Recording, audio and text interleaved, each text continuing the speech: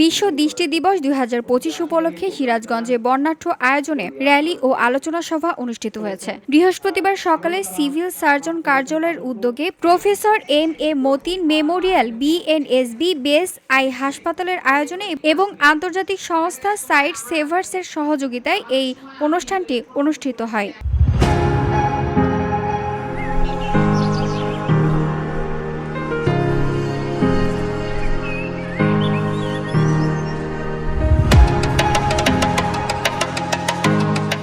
আলোচনা সভায় প্রধান অতিথি হিসেবে উপস্থিত ছিলেন Sirajganj civil surgeon doctor Mohammad Nurul Amin. তিনি বলেন, চোখের সুস্থতা রক্ষায় জনসচেতনতা অত্যন্ত গুরুত্বপূর্ণ। নিয়মিত চক্ষু পরীক্ষা, স্বাস্থ্যসম্মত জীবনযাপন এবং সময়মতো চিকিৎসা গ্রহণের মধ্যেই দৃষ্টি সংরক্ষণ সম্ভব।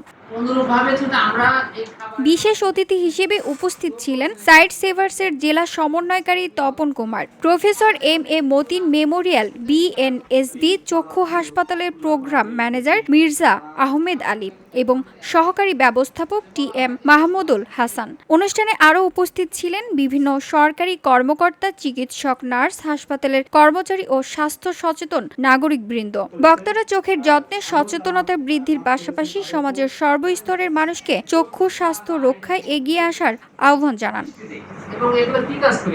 দিনব্যাপী কর্মসূচির অংশ হিসেবে সকাল 10টায় সিভিল সার্জন কার্যালয়ের প্রাঙ্গণ থেকে একটি বর্ণাঢ্য র্যালি বের করা হয়। র্যালিটি শহরের প্রধান সড়ক প্রদক্ষিণ শেষে পুনরায় সিভিল সার্জনের সম্মেলন কক্ষে এসে আলোচনা সভায় মিলিত হয়।